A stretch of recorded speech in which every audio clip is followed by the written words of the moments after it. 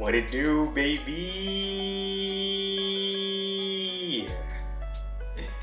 What's going on, everybody? Hope everybody's doing okay. If you don't know already, my name is Devontae Mack, aka Real Mackism. Appreciate you guys tuning in, and don't forget to like, share, and subscribe.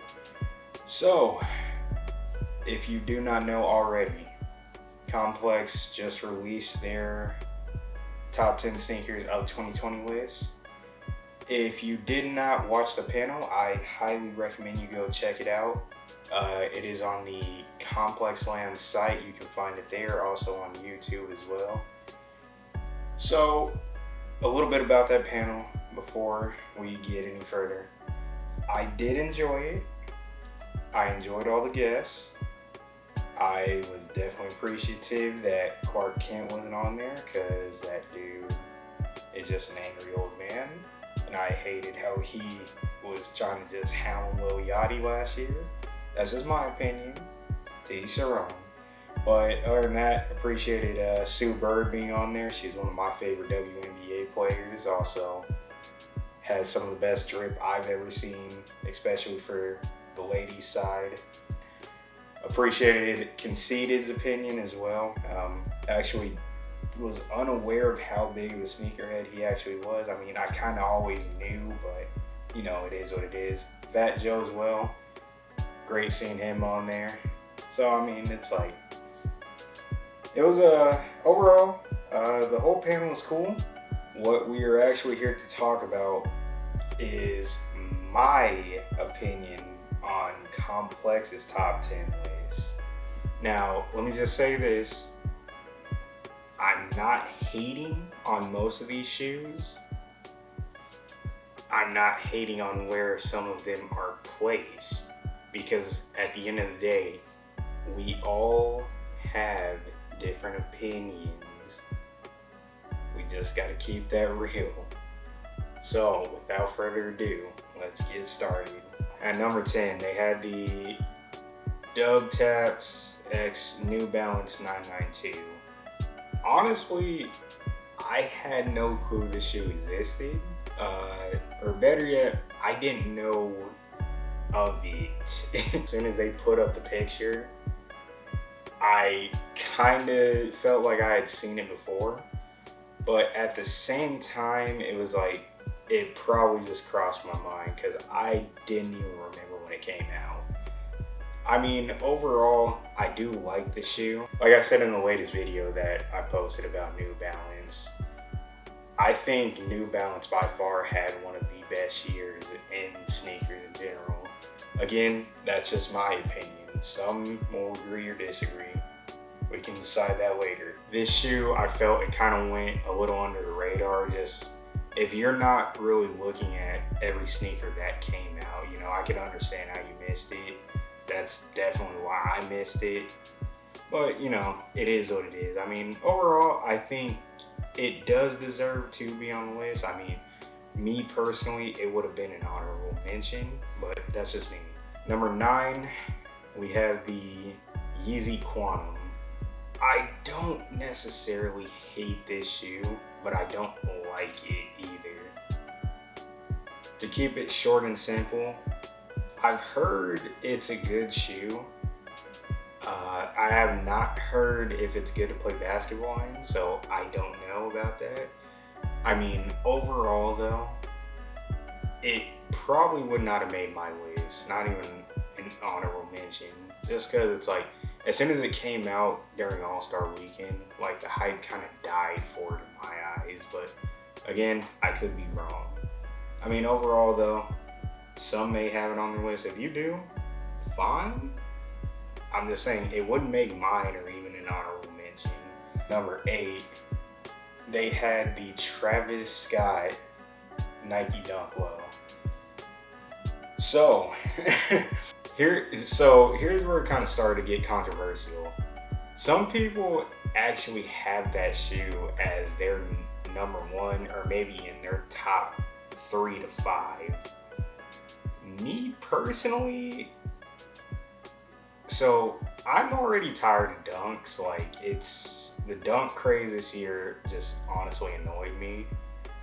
And then almost everything Travis Scott is starting to annoy me now. I mean, no hate towards Travis, but it's more so the hype beats that are kind of killing it for me. So when I saw this dunk at number 8, which I mean, keep in mind, I'm not saying it doesn't deserve to be in the top 10. I'm not saying that.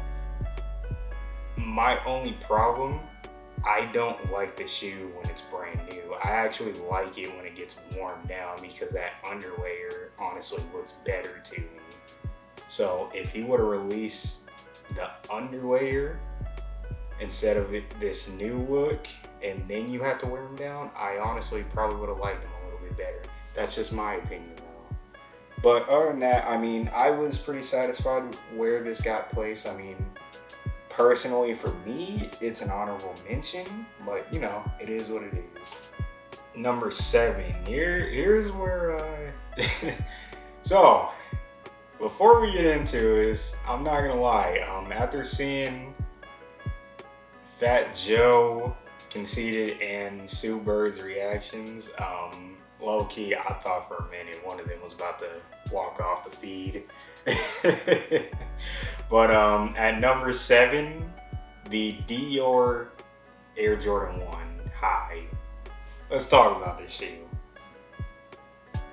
When I posted my video about the biohack being the best Jordan 1 of 2020, some people did heavily disagree with me, and they said no, it is the Dior Jordan 1 that should be the number 1 shoe of this year and the best Jordan 1 of 2020. But I'm still gonna stick with my same argument. And Complex, when they put it at number 7, Joe LaPuma, he spoke about it, saying that Complex was having a hard time putting it higher because it was very hard to get. Now, kind of going off that a little bit, I agree. That shoe costed $2,500. I don't know about you guys. I don't just have $2,500 laying around. Now, when the shoe first came out, I was prepared to buy it. I did have $2,500 just laying around. I was prepared to go to Vegas and get it if I hit on the raffle. But as life goes, you typically don't hit on raffles unless you're just that lucky. Like, that's just the most hype beast shoe of 2020 in my eyes, but to each their own. But I can't place that shoe in my top 10. Like, I just can't do it. Like, it's so unobtainable to the general public. Like, it's not even fair to put that shoe in your top 10. Number 6, Off-White Jordan 4 Sale. My list, I actually have this higher. I'm not gonna say where yet. I'll save that for another video. I love this shoe. I absolutely love this shoe. I honestly think what helps it is the fact that it's, in a sense, a women's exclusive. Now, don't get it twisted. I can actually get it because I'm a 12.5 in women's sizes, so I'm kind of lucky. A lot of people aren't too lucky, especially with, like, once you start getting to 13s, like, they cost like over $2,000 and higher if you can find them. But overall though, I love this shoe. I felt, this is a fair spot to put it. Personally, I have it higher, but that's just my opinion. Number 5, Adidas Foam Runner. I hate this shoe. I'm not even gonna lie to you. Like, I hate it so much. I don't like Crocs, and this just reminds me of a more futuristic Crocs. So I was kind of shocked that this actually made the list because, for one, like, yes, these were hyped up when they first came out, but they kind of died. Like, when I say die, like, you don't hear too many people talking about them anymore, at least from my perspective. But I guess if it makes your list, I'm not gonna lie, you're a little crazy in my eyes, but it's all good. Number 4, the Joe Freshgoods X New Balance 992.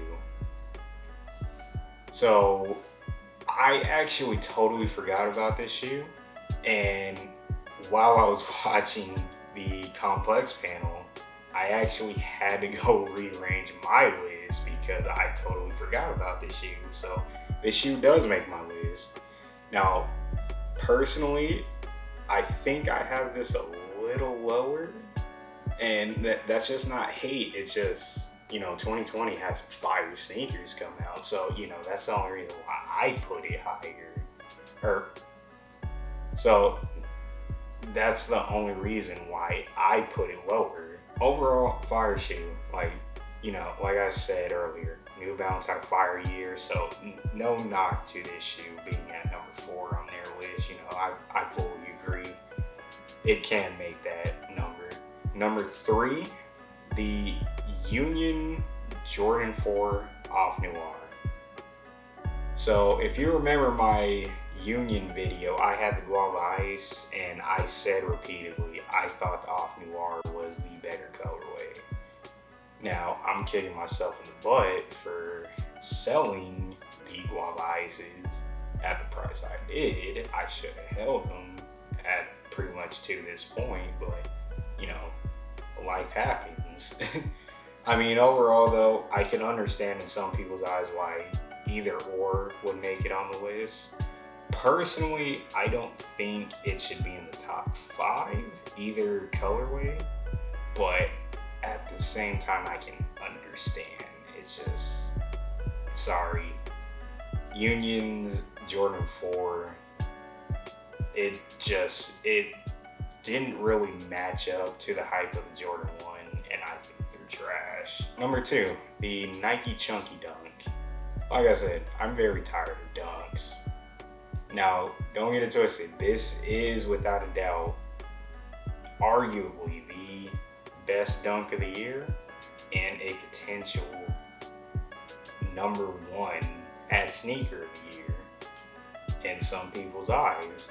So I can understand it being in the top 3. It's just my opinion on this shoe. I had to look at myself, even if I really attempted to get it, like, could you see yourself wearing that when you're like 30 years old? I personally can't. Some people can. I mean, at the end of the day though, I agree with where they placed it. Personally, it's an honorable mention for me, but to each their own. It's without a question one of the best shoes to come out in 2020. And at number 1, we have the Off-White Jordan 5 Mousseline, or the black pair. This shoe, I completely understand why it would be placed as number 1. It's not my number 1, I'll put it to you that way, but I can understand. It's crazy too, because I remember I was in Japan while this shoe was about to release, and I missed the sneakers drop because I had all the time zones and all that mixed up.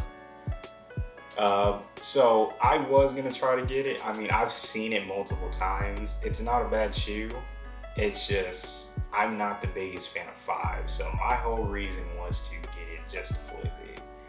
But overall though, it's not a bad shoe at all. Like, it is definitely a contender, so I can understand why it's at that number 1 spot. Now, the top 10 list from Complex, I can understand some placements for some shoes. I can understand why some shoes made it and some shoes didn't. Overall, I think the list is a little bit trash. That's just my opinion. But, it's like, I'll put it to you this way. My show Sneaker Talk that I do, there's a specific reason why I wanted to do it, why I started it. It's because for the past few years, I've always felt like Complex top 10 sneakers list is without a doubt the worst top 10 sneakers list I've ever seen. And I only say that because, you know, it's like, I feel like you're not taking enough consideration from the people, because there's a lot of shoes that came out this year that are heat. And it's like, you're putting some shoes over other shoes that I don't even think have any business being in the top 10. But, you know, it is what it is. At the end of the day, they're more relevant than I am. So you don't really gotta care about my opinion. I'm just speaking my opinion. Now, I will say this. Sneaker Talk will be back to do top 10 of 2020. Actually, we're supposed to be filming here in the next few weeks, so stay tuned for that.